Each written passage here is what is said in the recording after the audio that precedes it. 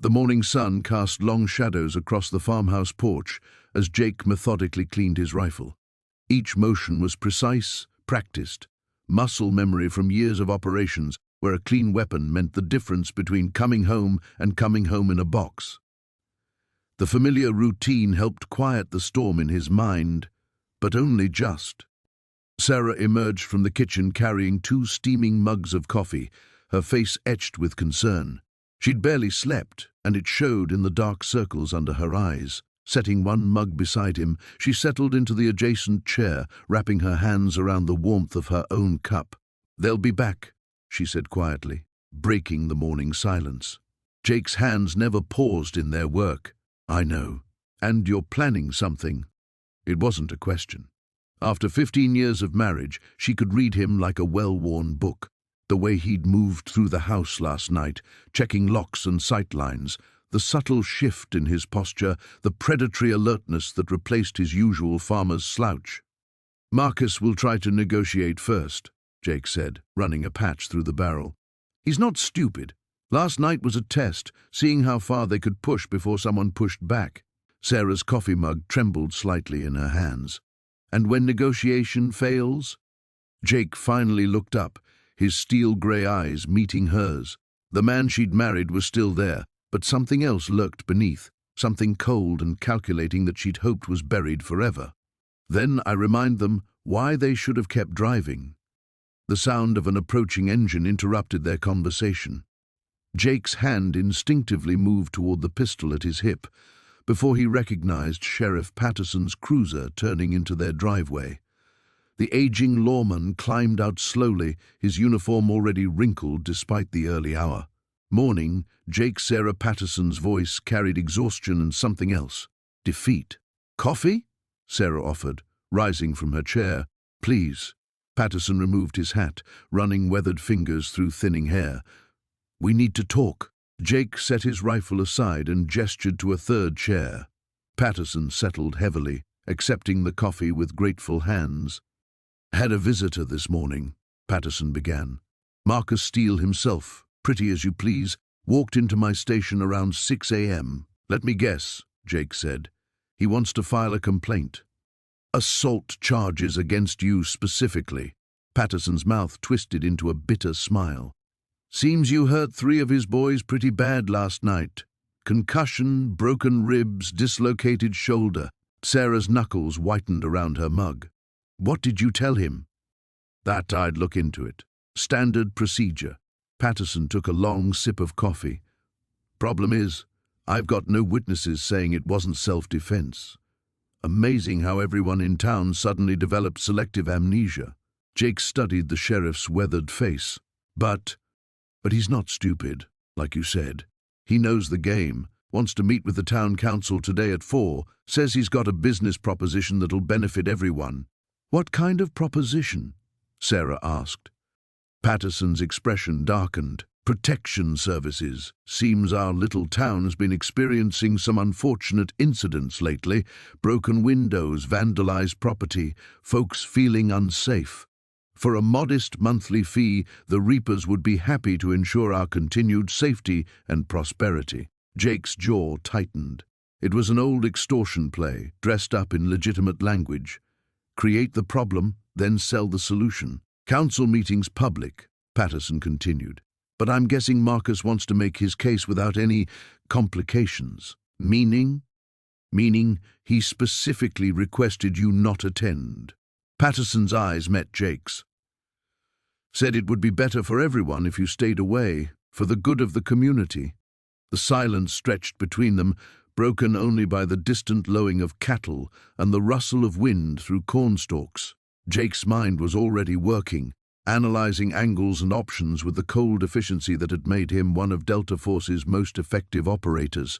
"How many council members?" he asked. 7. "Good people, but they're scared. Last night rattled them, and Marcus knows it." Sarah leaned forward. "What if they agree to his terms?"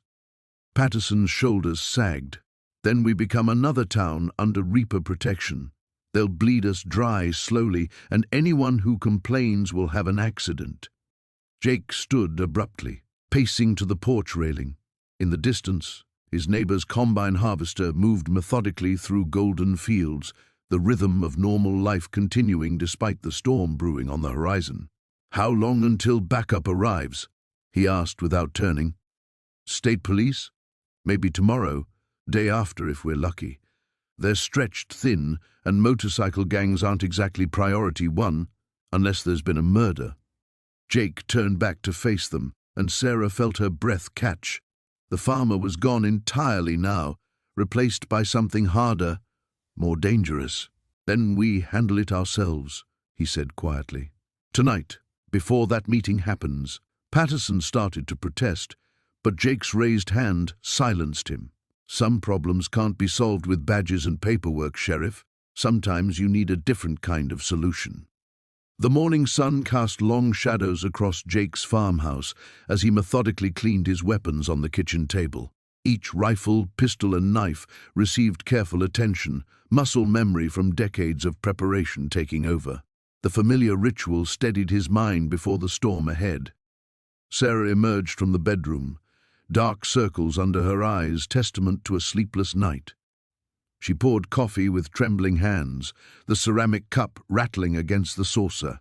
"They'll come today," she said quietly, settling beside him. "Won't they?" Jake nodded, inspecting the action on his Remington 700. "Rodriguez isn't the patient type. He'll want to make a statement after what happened at the bar." "How many?" "Hard to say. Could be a dozen, could be more." He set down the rifle and took her hand. "But I've faced worse odds." Sarah's fingers interlaced with his, seeking reassurance in his calloused palm. "I keep thinking about Tommy Martinez. His mother doesn't even know yet." The weight of that truth settled between them. Tommy had been barely 22, full of dreams about expanding his family's auto shop. Now he was gone because he'd tried to protect his town. Sheriff Reynolds' cruiser pulled into the driveway, dust billowing behind his tires. The lawman climbed out slowly, his usually confident stride replaced by something more cautious. Jake met him on the porch. "We've got a problem," Reynolds said without preamble. "3 of my deputies called in sick this morning. The other 2 are talking about taking personal leave." Jake's jaw tightened. Fears spreading. "Can't blame them. Word's gotten out about what happened to Tommy. People are scared, Jake. Some families are already leaving town. What about backup from the state?" Reynolds shook his head grimly. "Earliest they can get here is tomorrow afternoon. Rodriguez knows our situation. He's got sources everywhere." Sarah joined them on the porch, offering Reynolds coffee. He accepted gratefully, his hands shaking slightly as he lifted the mug. "There's something else," the sheriff continued. "My contact at the state police says the Iron Wolves have been recruiting. They're pulling in members from other chapters across 3 states. This isn't just about territory anymore, it's about reputation." Jake leaned against the porch railing, his mind already shifting into tactical mode. "How many are we talking about?" "Maybe 40, 50 riders. They've been gathering at an abandoned ranch about 15 miles north of town." The numbers were sobering. Even for someone with Jake's experience, those odds demanded careful planning and strategic thinking rather than brute force. "I'm not running," Sarah said suddenly, her voice cutting through their discussion. Both men turned to her in surprise. "This is our home, our town. If you're making a stand, I'm with you." Jake started to protest, but she held up her hand. "I can shoot, and I know this town better than anyone. You'll need all the help you can get." Reynolds looked uncomfortable. "Sarah, this isn't going to be like the movies. These men are killers." "So is he," she replied, nodding toward Jake. "But he's our killer." The simple statement carried profound weight. Jake saw the determination in her eyes, the same steel he'd witnessed in the best soldiers he'd served alongside. Fear was present, but it was controlled, purposeful. "All right," Jake said finally. "But we do this smart. No heroics, no unnecessary risks." The next 2 hours were spent in careful preparation. Jake mapped out defensive positions throughout the town, identifying choke points and escape routes. He showed Sarah how to properly sight his backup rifle and reviewed basic combat principles. Stay low, conserve ammunition, don't engage unless necessary.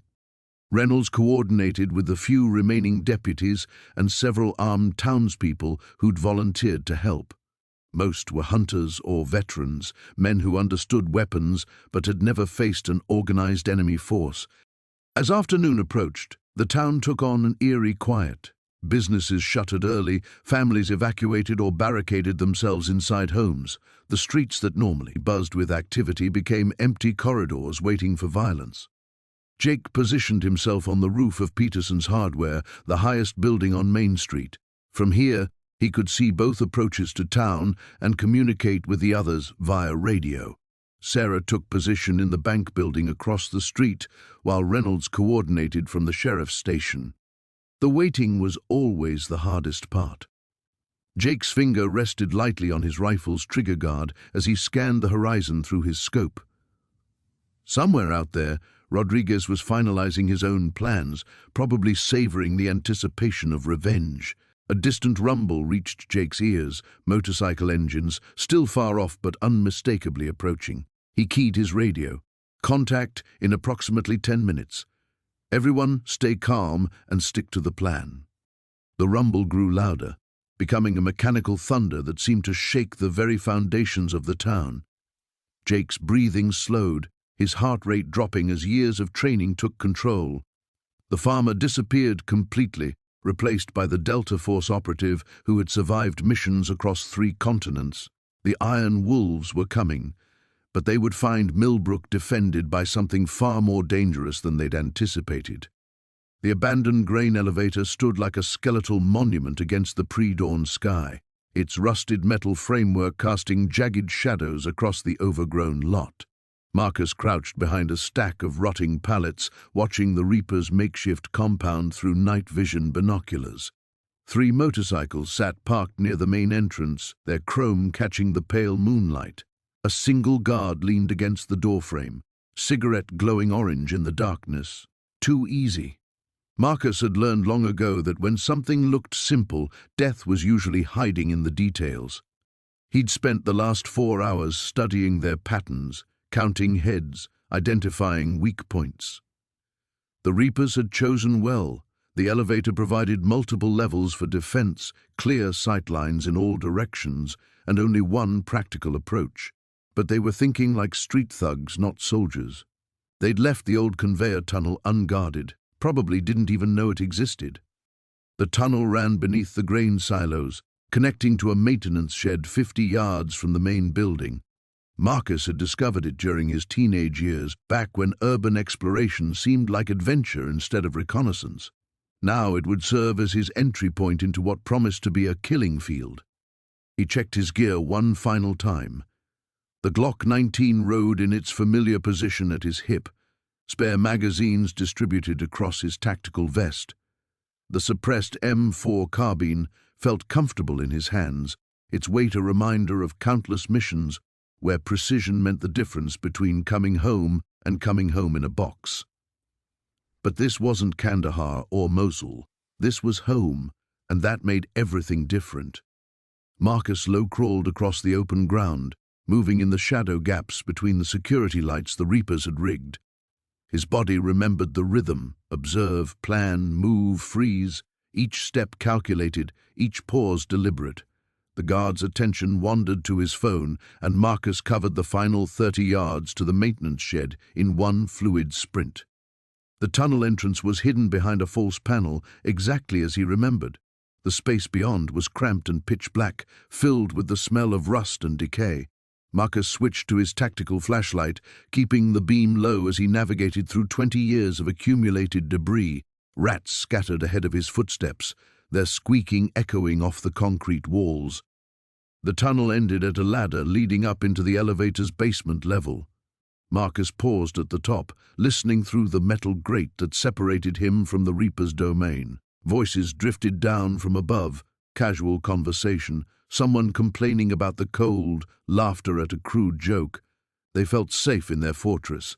That confidence would cost them. Marcus lifted the grate slowly, metal scraping against concrete, despite his care. He froze as the voices above went quiet, counting heartbeats until the conversation resumed. The basement was a maze of old machinery and storage rooms, most doors hanging open or missing entirely. Perfect for movement, terrible for containment. He found the first Reaper in what had once been the electrical room, sleeping on a mattress surrounded by empty beer bottles and drug paraphernalia. The man was younger than expected, maybe 25, with the lean build of someone who survived on violence and stimulants. His cut bore the names Spider and Patches, indicating he'd been involved in the club's worst activities. Marcus considered the sleeping figure for exactly 3 seconds. This wasn't war, where enemies were abstractions to be eliminated. This was personal. These men had threatened Sarah, had turned his sanctuary into a battleground. The knife slid between ribs with surgical precision, finding the heart before Spider could transition from sleep to consciousness. 1 down. Intelligence suggested at least 8 more. The elevator's original freight system created a vertical maze of platforms and catwalks. Marcus moved upward like a ghost, using the building's bones to remain invisible while gathering information. The Reapers had established their command center on the 3rd level, where the old operations office provided both shelter and communications equipment. Voices carried clearly through the thin walls, plans for expanding their territory, discussions of which businesses needed protection, casual mentions of violence that made Marcus's jaw clench.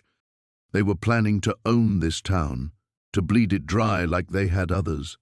The realization crystallized his resolve. This wasn't just about driving them away anymore. This was about making sure they never came back. Marcus identified the targets methodically. Tank, the enforcer built like his namesake, pacing near the windows. Viper, the club's intelligence officer, hunched over radio equipment. 3 others whose names didn't matter, whose crimes were written in their postures and casual cruelty. The assault began with the guard on the ground level. A thrown knife eliminated him silently, his body falling behind the motorcycles where it wouldn't be immediately visible. Marcus was already moving, climbing toward the occupied levels, when the first shout of alarm echoed through the elevator. Someone had found Spider's body. Time for subtlety had ended. Now came the reckoning. The barn door hung askew on its hinges, creaking in the morning wind like a broken promise. Marcus stood at the threshold, his boots crunching on scattered hay and broken glass. Inside, his workshop had been systematically destroyed. Tools scattered, workbenches overturned, equipment smashed beyond repair. But it was the message spray-painted across the back wall in blood-red letters that made his jaw clench. Last warning, farmer. Behind him, Sheriff Daniels whistled low. Jesus, Marcus, they really did a number on this place. Marcus stepped carefully through the wreckage, his trained eye cataloging every detail. The destruction wasn't random vandalism. It was methodical, purposeful. They'd taken their time, made sure to hit everything that mattered. His gaze lingered on the twisted remains of the radio equipment he'd used to stay in touch with old contacts. The bastards had been thorough. When did this happen? Daniels asked, pulling out his notepad more from habit than any real expectation of solving this through normal channels. Sometime after midnight. I was doing perimeter checks until then. Marcus knelt beside a overturned toolbox, noting the boot prints pressed into the oil-stained concrete. Size 11 Timberlands, worn heel on the left boot, sloppy. Either they were getting cocky or they wanted him to know exactly who'd done this. You see anything? Hear anything? Marcus shook his head, though that wasn't entirely true. Around 3 a.m., he'd heard what sounded like motorcycles in the distance. But by the time he'd reached the road, there'd been nothing but empty asphalt and the lingering smell of exhaust. He'd assumed they were just passing through, another mistake he couldn't afford to make. This is escalating fast, Daniels said, surveying the damage. Maybe it's time to call in the state police, get some real backup out here. How long would that take? To get a task force organized? Week, maybe 2.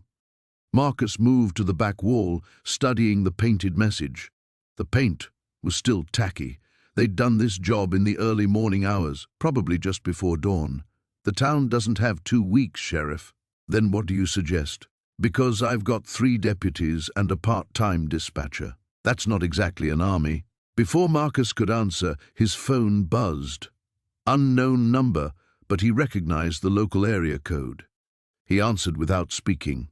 "Enjoying our artwork, soldier boy." The voice was rough, cigarette scarred, with the kind of casual menace that came from years of inflicting pain. Pretty good penmanship for a bunch of degenerates, don't you think? Viper, I assume. A low chuckle. Smart man. Smarter than your sheriff friend there, anyway. How's he taking the grand tour of your little workshop? Marcus's blood went cold. They were watching. He scanned the tree line beyond the barn, looking for the glint of binoculars or a rifle scope. "What do you want?" "Same thing I wanted yesterday, same thing I'll want tomorrow. You gone. Pack up your Boy Scout badges and your farming shit and disappear. This is your last chance to walk away breathing. And if I don't, then we start making examples.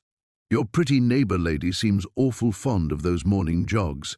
Be a shame if she took a wrong turn into the woods one day." The threat hit Marcus like a physical blow. Sarah. They'd been watching her too, cataloguing his connections, identifying pressure points. This wasn't just about territory anymore, it was personal. Touch her, and I'll hunt down every last one of you. Tough talk from a man whose barn just got redecorated. Face facts, hero. You're outnumbered, outgunned, and out of options. We own this road now. Not yet you don't. The line went quiet for a moment, then Viper's voice came back harder. "You know what your problem is, Marcus? You still think this is Afghanistan or Iraq or wherever the hell they taught you to play soldier. This is different. This is home. And at home, civilians get hurt when heroes try to be heroes." Marcus closed his eyes, feeling the weight of every decision that had brought him to this moment. "I'm done running." "Then you're done, period. 24 hours, farmer. After that, we start with the girl and work our way through everyone you've ever said hello to in this shitheel town." The line went dead. Daniels was staring at him expectantly. Well, what did they want? Marcus pocketed the phone and walked to the barn's entrance, looking out across the fields he'd worked for 5 years, the land where he'd thought he could finally find peace. In the distance, smoke rose from Sarah's chimney. She was probably making breakfast, planning her day, completely unaware that she'd become a target simply by being kind to the wrong person. "They want a war," he said finally, "and they're going to get one." The abandoned grain elevator loomed against the pre-dawn sky like a skeletal monument to forgotten times. Jake crouched behind his truck, studying the structure through binoculars. 3 motorcycles sat parked near the base, their chrome catching the faint starlight. No guards visible, but that didn't mean anything. The Reapers weren't amateurs. His phone buzzed. A text from Sheriff Martinez. "County boys are 30 minutes out. Don't do anything stupid." Jake almost smiled. 30 minutes might as well be 30 hours. Sarah's time was running out, and he could feel it in his bones like an approaching storm. He'd left Deputy Chen with strict instructions to stay back and coordinate with the incoming units. This wasn't a job for good men trying to do right by their badges. This was the kind of work that stained souls permanently black. Jake moved through the tall grass surrounding the elevator. Every sense heightened. The familiar weight of his tactical vest felt like putting on an old skin. The Sig Sauer rode easy in his holster, a round already chambered. Extra magazines lined his belt alongside the fixed-blade knife that had saved his life in a dozen different countries. A cigarette ember glowed orange near the base of the structure. Jake froze, watching. The man was positioned to watch the main road, not the fields. Sloppy. These weren't soldiers, just predators who'd gotten comfortable being the apex threat in a small pond. Jake circled wide, using the grain elevator's shadow to mask his approach. The smoker was younger than the others he'd encountered, maybe 25, with the lean build of a meth user. A shotgun leaned against the concrete wall within arm's reach. The kill would be silent and quick. Jake had done it 1,000 times before, in places where the rules of civilization held no meaning. But as he closed the distance, knife ready, something made him pause. The kid was nervous, constantly checking his phone, jumping at every small sound. Jake knocked him unconscious instead, catching the falling body and zip-tying his hands behind his back. One less body for the town to bury, one less ghost to carry. Voices echoed from somewhere above. Male voices, at least two of them. And something else, a female voice, strained and angry. "Sarah." Jake began his ascent through the maintenance ladders, following the sounds. Each rung brought back muscle memory from night raids in Fallujah, from climbing through bombed-out apartment buildings, while insurgents slept floors below. On the third level, he found them. Sarah sat zip-tied to a chair near the windows, her face bruised but her eyes still blazing with defiance. Two Reapers flanked her. One was the scarred veteran from the roadhouse, the other a massive man with arms like tree trunks covered in prison tattoos. "Your boyfriend's probably still picking corn," Scarface was saying. "Should have minded his own business." "You don't know him," Sarah replied, her voice steady despite everything.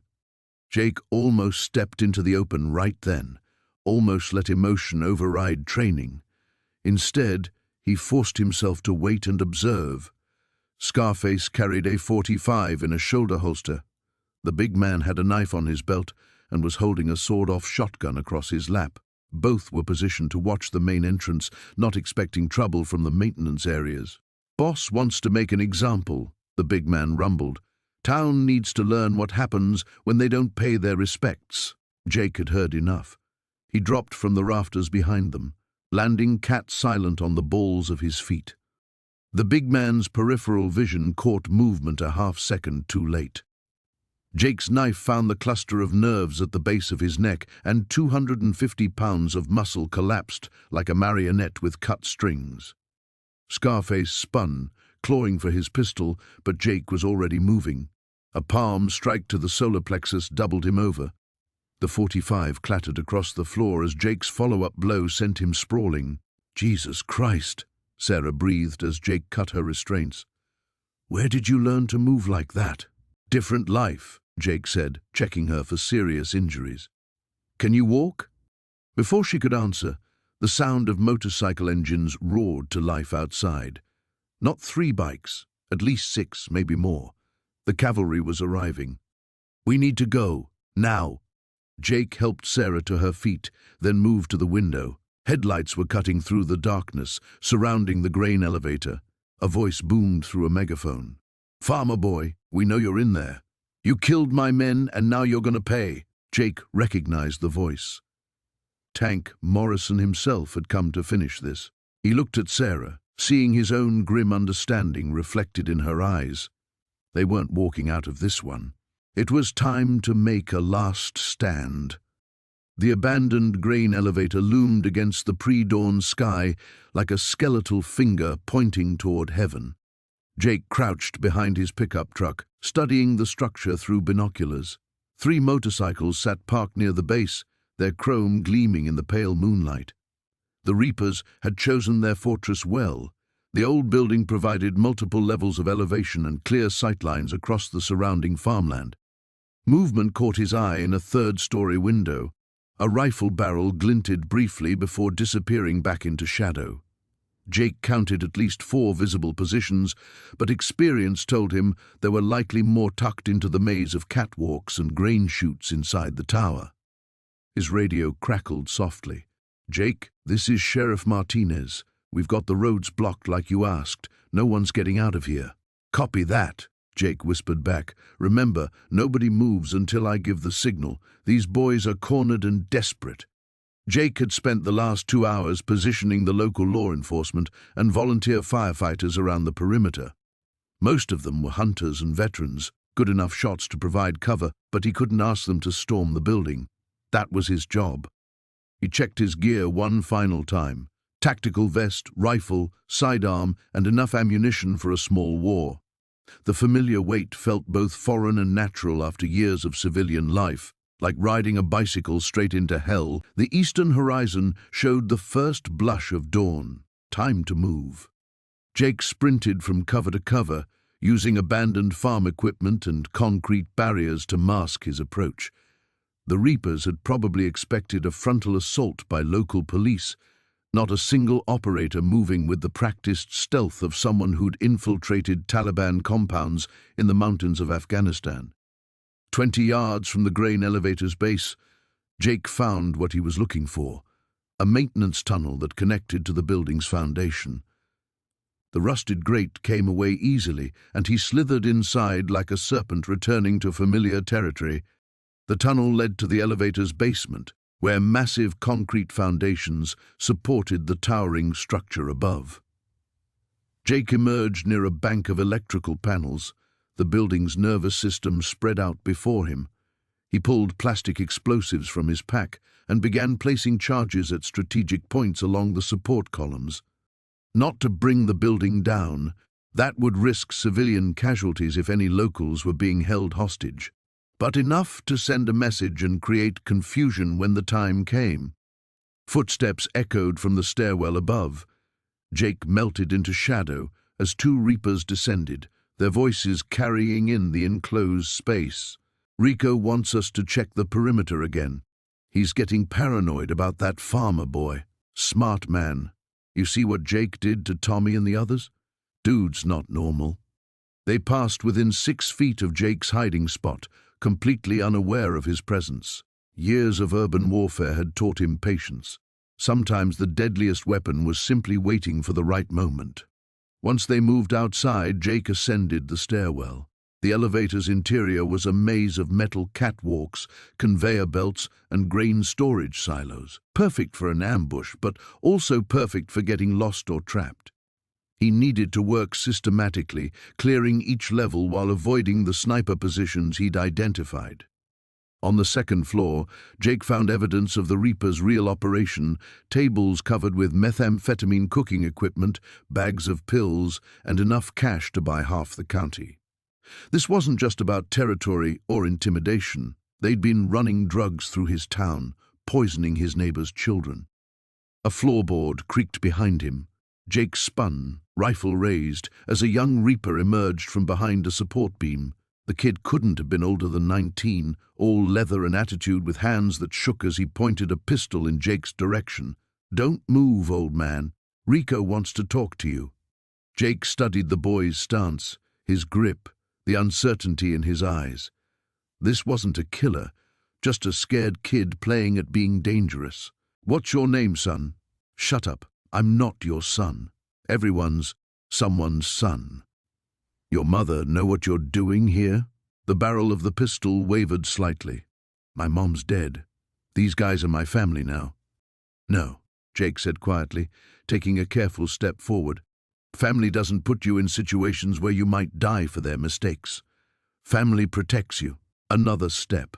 The kid's finger tensed on the trigger, but doubt clouded his features. "That's not true. Rico says—" Jake moved with the fluid grace of long practice. His left hand swept the pistol aside, while his right caught the kid's wrist. A quick twist, and the weapon clattered to the floor. Before the boy could cry out, Jake had him in a sleeper hold. "Sleep tight, son. When you wake up, this will all be over." The kid went limp in his arms. Jake zip-tied his hands and feet, then continued upward toward the real threat. Rico was waiting somewhere above, and it was time for a reckoning. The abandoned grain elevator loomed against the dawn sky like a concrete monument to better times. Marcus crouched in the tall grass 50 yards out, watching the Reaper's vehicles scattered around the base of the structure. 3 motorcycles, 2 pickup trucks, and what looked like a stolen police cruiser. His count put 7 men inside, maybe 8. The radio crackled softly. "Overwatch in position," came Deputy Harrison's voice. The young man had proven himself during the courthouse siege, earning his place on this final push. "I've got eyes on the east side." 2 guards visible through the loading dock windows. Marcus keyed his mic. "Copy that. Sheriff, report." "South approach clear." Donnelly's voice was steady despite the exhaustion they all felt. "Found tire tracks heading deeper into the structure. Looks like they drove right inside." "Good. That meant fewer escape routes, but also more cornered rats." Marcus studied the building's layout one more time. 3 floors, multiple grain chutes, catwalks crossing at different levels, perfect for an ambush, which meant the Reapers would be expecting company. "Remember," Marcus whispered into his radio, "Crawford is mine. Anyone else tries to surrender, we take them alive. But these men have murdered civilians. Don't hesitate if they give you no choice." He moved forward, using a rusted conveyor belt as cover. The morning air carried the smell of old grain dust and motor oil. Somewhere inside that concrete maze, Crawford was making his last stand. The man had lost everything, his crew scattered or dead, his reputation in ruins, his iron grip on fear finally broken by a town that refused to kneel. That made him more dangerous than ever. Marcus reached the loading dock where Harrison had spotted movement. Through the grimy windows he could see flickering light, probably a barrel fire for warmth. Shadows moved against the walls. He counted at least 4 distinct figures. The radio whispered again. "Movement on level 2, Harrison reported. "Looks like someone's watching the approaches from up there." Marcus smiled grimly. Crawford was thinking tactically, using the high ground, but the man had never faced someone who'd cleared buildings in Fallujah and Kandahar. Every advantage could become a trap if you knew how to flip it. He found a service door hanging off its hinges and slipped inside. The interior was a maze of shadows and rusted machinery. Grain chutes descended from the ceiling like metal stalactites, and catwalks crisscrossed overhead in a spiderweb of steel. The barrel fire was burning in what used to be the main processing floor, 40 feet away. 2 Reapers sat near the flames, assault rifles across their knees. Marcus recognized one. Tommy Valdez, the enforcer who'd beaten 3 townspeople during the Reapers' first week of terror. The other was younger, probably one of the newer recruits drawn by Crawford's reputation. Marcus drew his sidearm and moved like smoke between the machinery. 20 feet, 15, 10. A boot scraped metal somewhere above. The younger Reaper's head snapped up, scanning the catwalks. "You hear that?" Valdez spat into the fire, making it hiss. "Probably rats." "This place is crawling with them." "Yeah, but what if—" Marcus materialized behind them like death itself. 2 precise strikes to the base of their skulls, and both men crumpled without a sound. He zip-tied their hands and checked their weapons, clean and well-maintained. Crawford was still running a tight operation even in defeat. "First floor clear," he radioed softly. "Moving to level 2. The metal stairs groaned under his weight despite his careful movement. On the second level, grain storage bins created a maze of blind corners and narrow passages. Perfect killing ground if you knew where your enemy was coming from. Marcus didn't give them the chance to use it. He found the first sentry positioned behind a support beam, watching the stairs Marcus had just climbed. The man never knew what hit him. The second guard was posted near a window overlooking the southern approach, Donnelly's position. Marcus left him unconscious but breathing, cable ties securing his wrists and ankles. "Level 2 secure," he reported. 3 more down. "Copy that?" Donnelly's voice carried relief. "I can see you moving up there. Looks clear from my angle." The third floor was where Crawford would be waiting. Marcus could feel it in his bones, that predator's instinct that had kept him alive through a dozen wars. The Reaper's leader wouldn't run again. He'd make his stand here, in this concrete tower, betting everything on one final confrontation. Marcus began climbing toward the top level, each step bringing him closer to the reckoning that had been building since Crawford first rode into town. The morning light filtered through broken windows above, casting long shadows that danced like ghosts of all the violence that had led to this moment. Somewhere in the darkness overhead, a board creaked. Then silence. Marcus smiled and kept climbing. The barn's silence was deceptive. Jack pressed his back against the weathered wood, listening to the subtle sounds that most people would miss: the creak of leather, the whisper of fabric against metal, the almost imperceptible shift of weight on floorboards above. 3 men, maybe 4, spread across the hayloft. They'd been waiting for him. He'd expected this. The Reapers weren't the type to simply retreat and lick their wounds. They'd regroup, adapt, come at him differently. What surprised him was how they'd found his farm so quickly. Someone had been watching, learning his patterns, studying the man they thought was just another broken-down soldier playing at being a farmer. The main door hung slightly ajar, an invitation that screamed trap. Jack moved along the barn's perimeter instead, counting windows, remembering the layout from countless morning and evening chores. The old building had been his sanctuary for 3 years. Now it would become a killing ground. A shadow passed across the window above, careless. These weren't the original Reaper's leadership. Those men were either dead or running. This was the cleanup crew, probably promised easy money for taking out one washed-up operative. They had no idea what they'd walked into. Jack found the loose board he'd noticed months ago but never bothered to fix, the kind of oversight that would have gotten him killed in Kandahar or Mogadishu. Here, it might save his life. He worked the board free with practiced silence, creating a gap just wide enough for his frame. The barn's interior smelled of hay and motor oil, familiar scents that usually brought him peace. Tonight, they were tinged with something else. Fear sweat and cheap cologne, amateur hour. The professionals would have positioned themselves better, covered the exits, maintained radio silence instead of the barely audible whispers he could hear from the loft. He slipped through the gap, staying low, using the John Deere's bulk as cover. His Glock felt comfortable in his hand, an extension of his will. 3 years of farming hadn't dulled his edge. It had sharpened it differently, given him patience to complement his lethality. Movement by the south wall. The whisper carried further than the speaker intended. Definitely 4 voices now, spread across positions that would have been tactical if Jack had come through the front door. Instead, he was behind them, hunting them in their own trap. The ladder to the hayloft was exactly where it had been for 50 years, right next to the tool bench where he'd spent countless hours maintaining equipment. He knew which rungs creaked, which would hold his weight silently. Muscle memory guided him up, each movement deliberate and controlled. "Tony, you see anything?" The voice came from his left, worried now.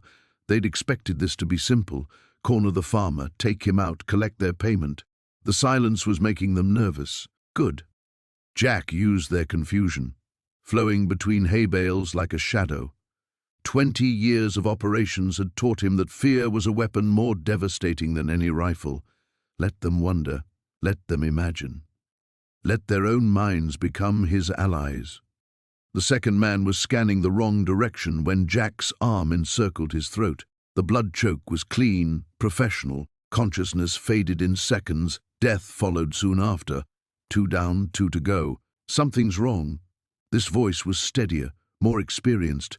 Tony and Mike aren't responding. Maybe they're maintaining silence. Maybe they're dead. The smart one. He'd be the problem. Jack could hear them repositioning, abandoning their original plan, adapting to a situation that had gone sideways. These two might actually present a challenge. He bellied across the loft, using the hay for concealment, working toward their voices. The smart one would be expecting him now, ready for close-quarters combat. Time to change the rules. Jack's throw was perfect, a chunk of old iron that clattered against the barn's far wall, drawing their attention and muzzle flashes. He marked their positions by the brief illumination, already moving before they realized their mistake. The third man died with Jack's knife in his kidney, a killing stroke that severed the renal artery. He'd have seconds to live, no time to warn his partner. Jack was already flowing toward the final target when the barn door exploded inward. "Federal agents, drop your weapons." The voice brought everything to a grinding halt. Through gaps in the loft floor, Jack could see tactical lights, body armor, the coordinated movement of a professional entry team, not more Reapers. Law enforcement, probably FBI, surrounding his barn with the kind of firepower that could end this standoff very permanently. The surviving gang member panicked, firing blindly toward the federal agents. Their response was immediate and overwhelming. Automatic weapons fire that turned the night into a strobing hell of muzzle flashes and splintering wood. Jack pressed himself flat against the loft floor, trapped between bullets and badges, wondering how a simple retirement had become so impossibly complicated. The warehouse erupted in chaos as Marcus kicked over the first motorcycle, sending it crashing into two others with a thunderous clatter of metal and shattering glass. The sound reverberated through the cavernous space like a war cry, and every reaper in the building turned toward the commotion with weapons already in hand. "Kill him!" Viper's voice cut through the noise, his face twisted with rage as he watched his prized machines topple like dominoes. "Kill that son of a bitch now!" Marcus was already moving, using the fallen motorcycles as cover while bullets sparked off chrome and punched through leather seats. He counted muzzle flashes. 8 shooters spread across the warehouse floor, with Viper and 2 others positioned on a metal catwalk overhead. The tactical situation was exactly what he'd expected: overwhelming numbers in a confined space with limited cover. But overwhelming numbers had never stopped him before. He rolled behind a workbench as automatic fire chewed through the air where he'd been standing. Tools and engine parts scattered across the concrete, and he grabbed a heavy wrench, testing its weight. Sometimes the simplest weapons were the most effective. A reaper rounded the corner of the workbench, assault rifle raised, but Marcus was already inside his guard. The wrench connected with the man's temple with a wet crack, and he dropped like a stone. Marcus stripped the rifle and extra magazines, checking the chamber with practiced efficiency. 30-round magazine? Full auto, he muttered, engaging the safety and slinging it across his back. The rifle would be useful, but in close quarters like this, he preferred to keep things quiet when possible. 2 more reapers approached from opposite sides, trying to pin him in a crossfire. Marcus waited until they were committed to their angles of attack, then flipped the workbench onto its side and rolled left. The heavy wooden surface absorbed a burst of gunfire while he closed distance with the nearer target. The knife appeared in his hand like magic, sliding between ribs to find the heart with surgical precision.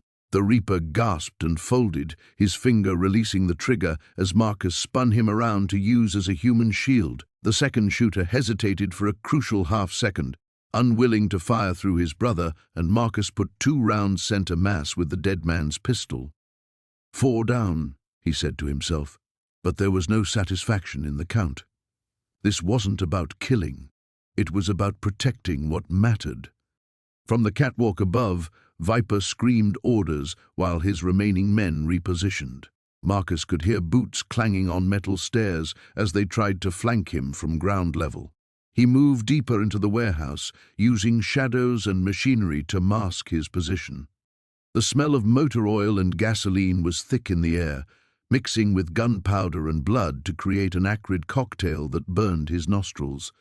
Industrial lights cast harsh shadows between rows of stolen merchandise, televisions, appliances, crates of weapons that told the real story of the Reaper's operation. This wasn't just about territory or respect. They were running a criminal empire that stretched far beyond Millbrook. A shotgun boomed behind him, buckshot tearing chunks out of a concrete pillar. Marcus dove and rolled, coming up behind a stack of wooden crates marked with military designations. Government property, probably stolen from a National Guard armory. The Reapers were better connected and more dangerous than he'd initially assessed. He unslung the assault rifle and flicked off the safety. Time for a different approach.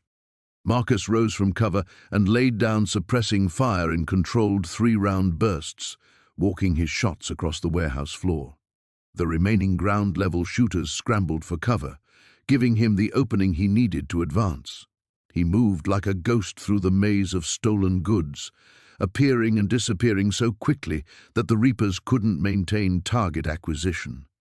Another knife throw dropped a Reaper who'd tried to set up an ambush behind a row of motorcycles. The blade took him in the throat, and he gurgled once before sliding to the floor. Marcus retrieved the knife without breaking stride, wiping the blood on the dead man's vest. "Where are you, you bastard?" Viper's voice echoed from above, no longer commanding but desperate. "Show yourself!"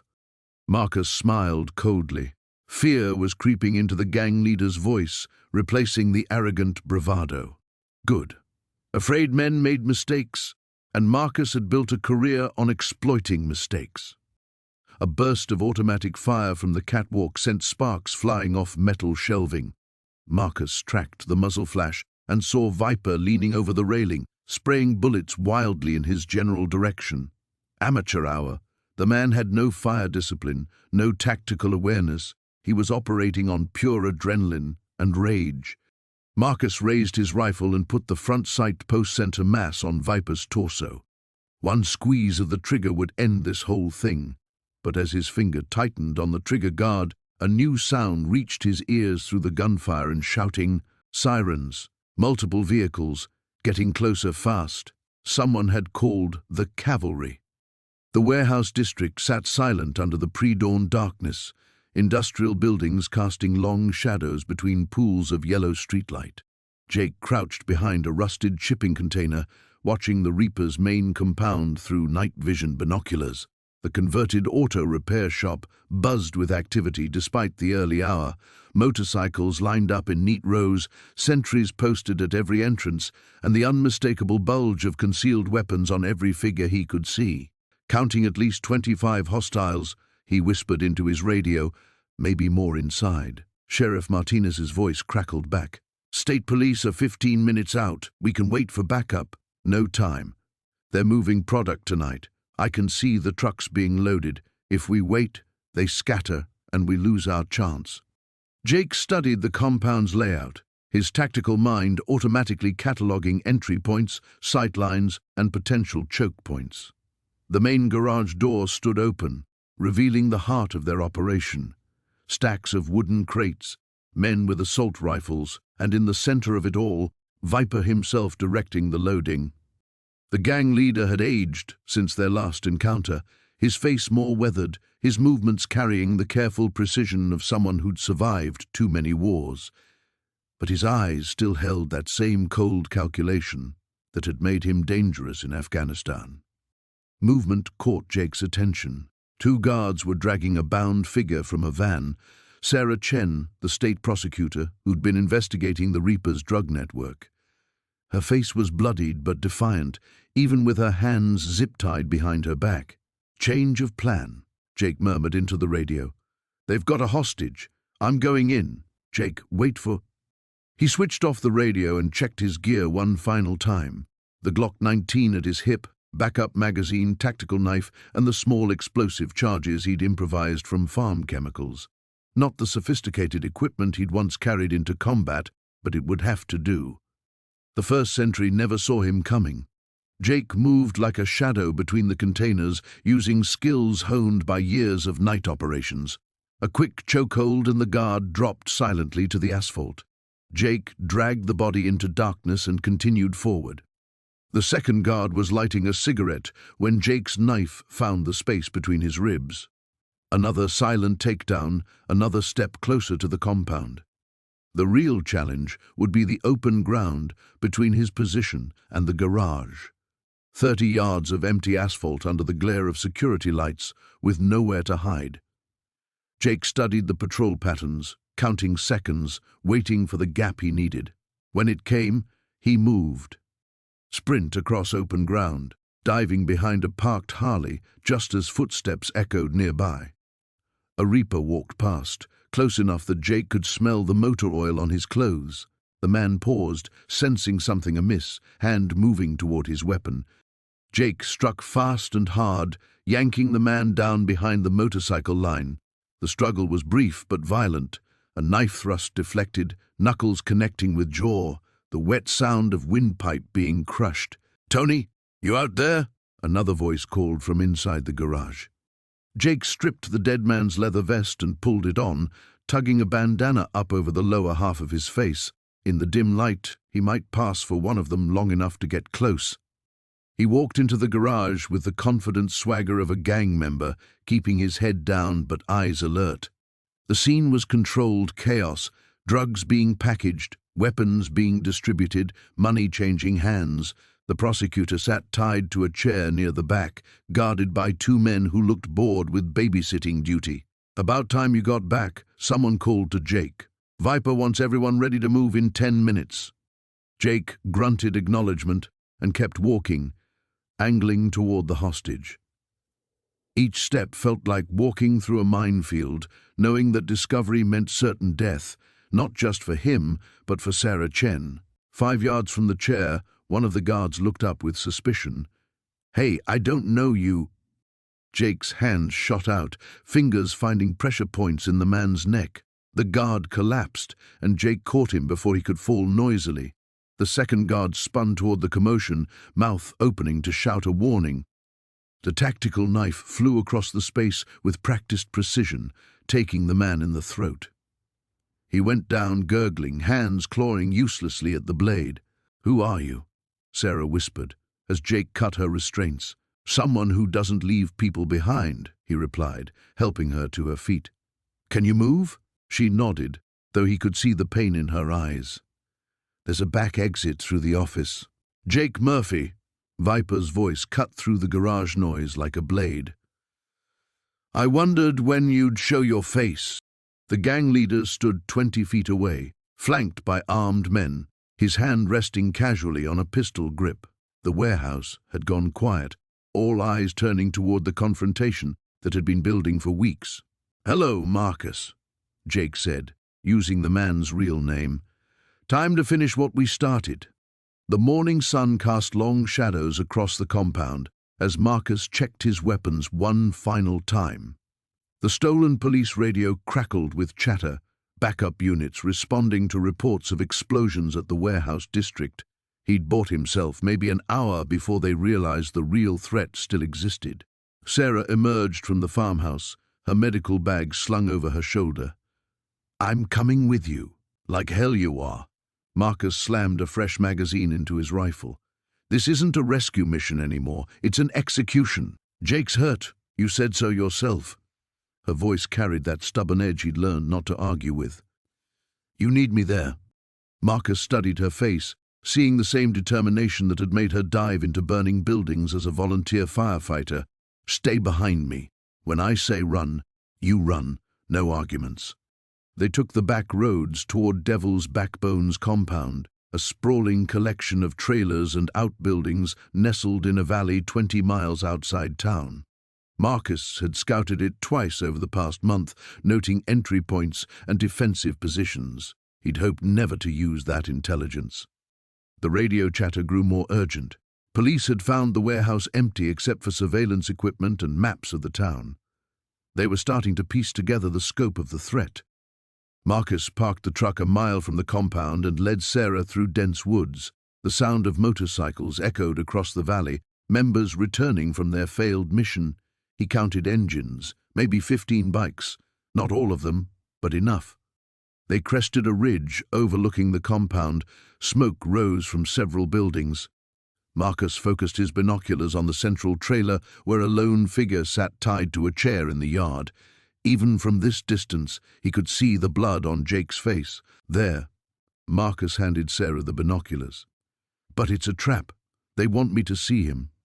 Sarah's intake of breath confirmed what Marcus already knew. Jake was in bad shape. Around the compound, bikers moved with purpose, setting up defensive positions and checking weapons. Razor knew his enemy was coming. Marcus keyed his radio to the police frequency. "This is Marcus Reed. I need to speak with Sheriff Morrison." Static, then Morrison's voice. "Marcus, where the hell are you?" "We found their surveillance nest. They've been watching the whole town for weeks." "I know. They have Jake Miller at their compound. I'm going to get him." "Negative. Wait for backup. We're mobilizing." "There's no time." Marcus watched 2 bikers drag Jake's chair closer to the main building. "They'll kill him the moment they see sirens. This has to be surgical." A new voice cut through the radio, Chief Williams from the state police. "Mr. Reed, I've been briefed on your background. What do you need?" Marcus smiled grimly. Someone had done their homework. "Air support would be nice, but I'll settle for keeping local units clear until I give an all-clear signal. You'll have 15 minutes before I have to send units in." 15 minutes. Marcus had worked with less. He moved Sarah to a concealed position with a clear view of the compound. "If this goes sideways, radio for help and get out of here." The approach required patience Marcus didn't feel. He circled wide, using a dried creek bed to get within 100 yards of the perimeter. 2 guards smoked cigarettes near a rusted fence, their attention focused inward. Marcus moved like his old unit had taught him. Death whispered through tall grass.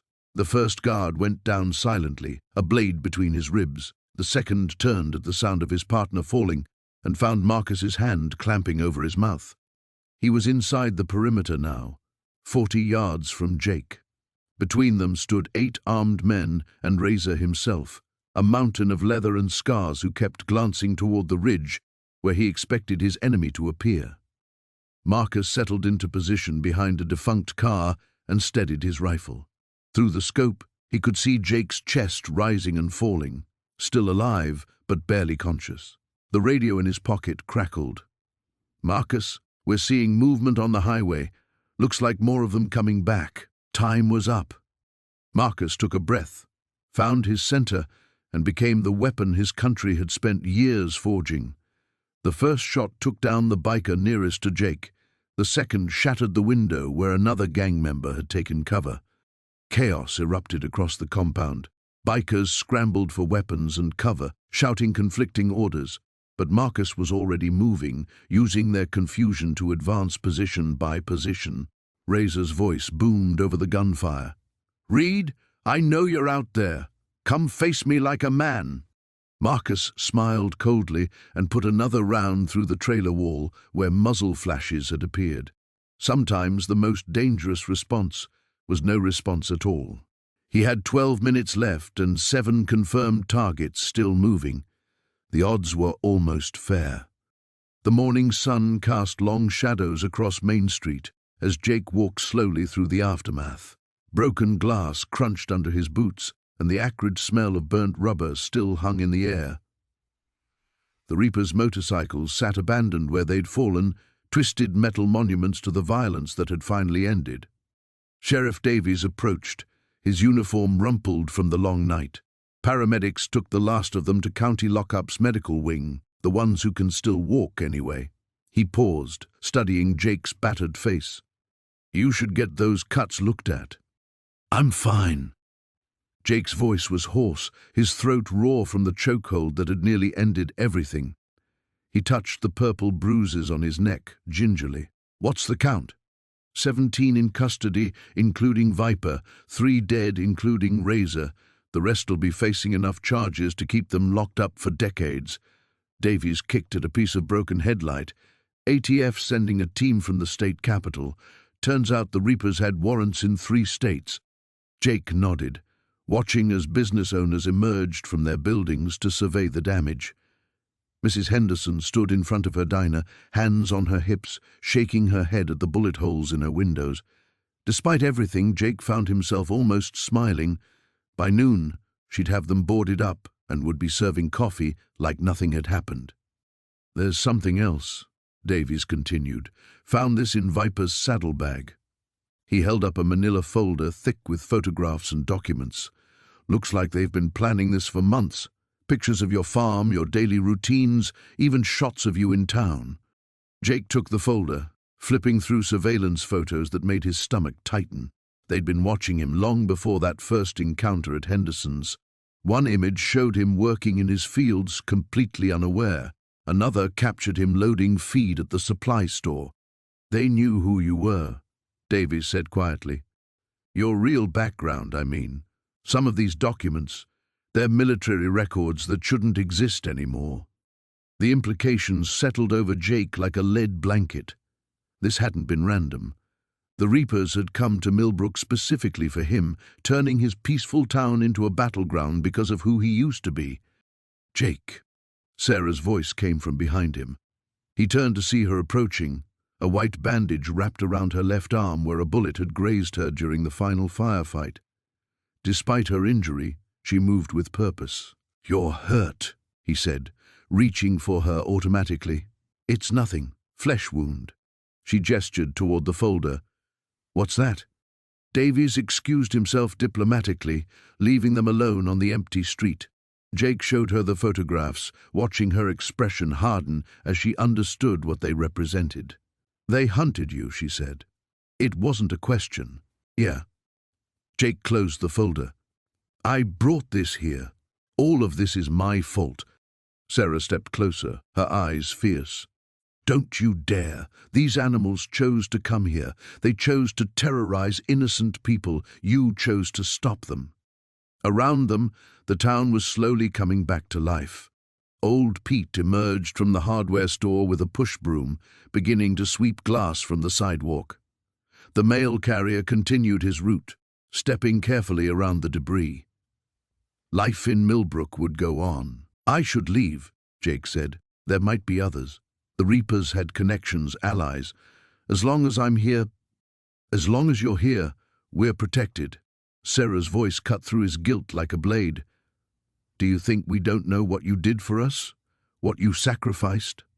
Jake looked down at his hands. They were steady now, the soldier's training finally quiet. For the first time in years, he felt the weight of his past settling into something manageable. "I came to Millbrook to disappear," he said, "to be nobody." "You became somebody better," Sarah replied. "You became one of us." In the distance, Jake could see his truck parked where he'd left it before the final battle. Beyond that, the road led back to his farm, to fields that needed tending and animals that needed feeding. It was a simple life, the one he'd built carefully from nothing. The folder in his hands represented everything he'd tried to leave behind. But as he looked at Sarah, at the townspeople emerging to reclaim their streets, he realized something had changed. The past would always be part of him, but it didn't have to define his future. Jake walked to the nearest trash can and dropped the folder inside. Whatever secrets it contained, whatever threats might still be out there, he would face them as he had the Reapers, not as the weapon he'd once been, but as the man he'd chosen to become.